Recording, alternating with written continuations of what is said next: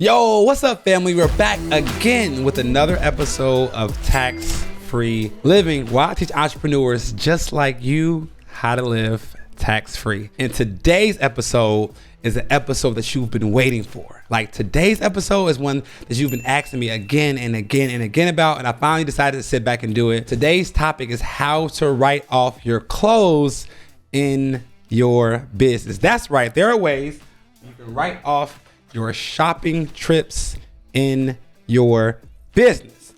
So without further ado, y'all, let's get into it. Now, but wait. So slow down. Before we get into it, let me preface and say, this is not an excuse for you to overdo shopping. I'm not condoning you spending money on clothes you don't need or things you don't need. This is a strategy that, when used properly, you can leverage in your business. Again, we're not spending money to save on taxes unnecessarily, right? We're not going to let the tail wag the dog, right? It's not a pre-frame to endorse your shopping experiences, right? This is strategic tax strategy that, if used properly, you can take advantage of in your business. Okay, had to get a disclaimer because I know my people.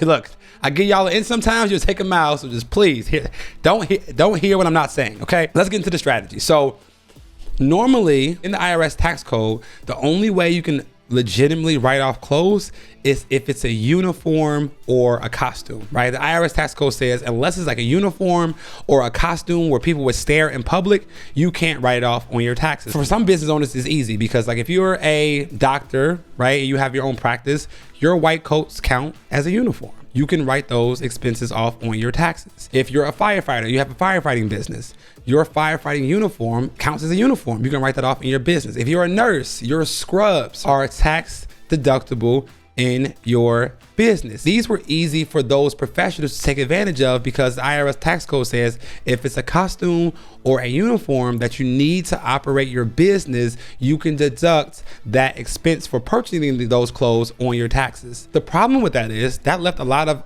business owners like us out of taking advantage of this tax deduction, right? If you are an accountant or a typical lawyer or whatever, right, and you own your own practice, you can't write off your clothes on your taxes because you don't wear a uniform to work. So the deduction was very limited. Then something changed. So there was a IRS court case where a gentleman got audited for writing off his clothes. This particular gentleman, he owned a suit company, right? He owned a suit company and he was writing off the cost of his suits in his business. Like he had filed his taxes and had a 5-figure expense of clothing expense in his business. He got audited so fast, it didn't make any sense. He got audited so fast. Like the IRS is like, 5-figure clothing expense, like for a suit? No way. So their reasoning was, hey, your suit doesn't deem as a costume, so you cannot take this deduction on your tax return. They wanted him to add it back. So this went all the way up to like the IRS Supreme Court, and his reasoning was he owned a suit company and it was a tailor-made suit company, and when he would go to events, he would wear his own suits. And not only would he wear his own suits, he would make sure to get his logo visibly stitched on the front and the back of the suit, so when he went to these conventions and he went to these events, people would stop him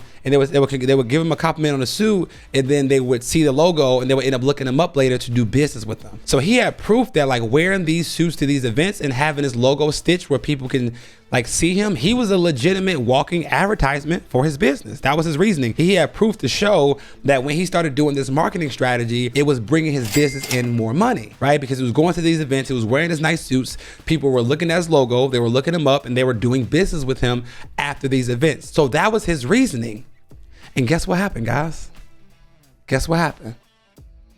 The court ruled in his favor. That's right. The court ruled in his favor. They said, although it's not a costume or it's not a uniform, this expense is bringing him in money to his business. He's actually a walking advertisement for his business. So the IRS had to make changes and say, hey, if your logo is visibly stitched on the garment of clothing, right, you are able to deduct the expense of getting the clothes. Now, this is not stitching inside this is not like, this doesn't count if it's inside the lapel or if it can't be seen, if it's on the tag. No. So the IRS had to change the code. So now as business owners, if we decide to go shopping, let's say we buy a suit, and if I get my logo visibly stitched on the garment, where it can bring me in money and I'm an advertisement for my business that people can see it. If that's the case, not only can I write off the cost of the clothing, but I also can write off the cost of the stitching. I also can write off the pressing or stitching costs,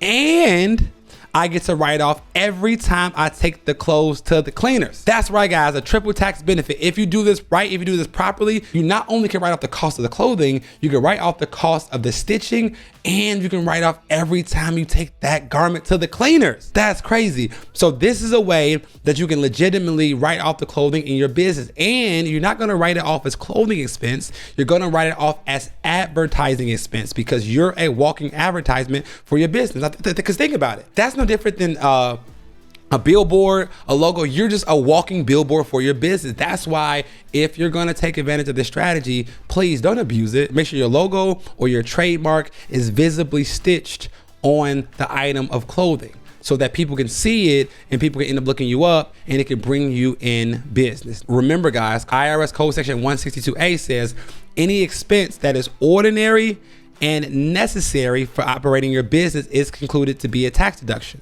So obviously, if marketing is necessary for your business, so that counts for the necessary part. We check that box. Now, here's the problem that I see people having when they're taking this deduction. It has to be ordinary. So I don't constitute Louis Vuitton or Fendi as being ordinary, right? So in my opinion, in my CPA opinion, I don't believe that this deduction should be used on luxury clothing because it's hard to convince the IRS that $2,000 or $4,000 Louis Vuitton suit is ordinary versus a $100 or $200 suit that you can get from Zara or Express, right? So I personally wouldn't use this deduction for luxury items because yes, you hit the necessary part, but you might not hit the ordinary part because luxury clothing is not considered to be ordinary because it costs 10x of the price of other garments related to it. So that's the play, guys. Man, please don't abuse this strategy. Use it strategically in your business. So for me, I have certain logos trademarked, like you buy things to show off, I buy things to write off. We are not the same. That's one of my trademarks. So I put that on a shirt, and now every time I buy the shirt, I get to write it off, right? Every time I wear the shirt, I get to write off the cost of the clothing, the cost of the shirt, the cost of getting the logo put on there, and every time I take that shirt to the cleaners, right? So you want to be strategic when doing this, guys. There are ways. Again, if you want to pay less tax, simply change the facts. Take this strategy, run it correctly, don't abuse it, and I'll see you all next time. Peace.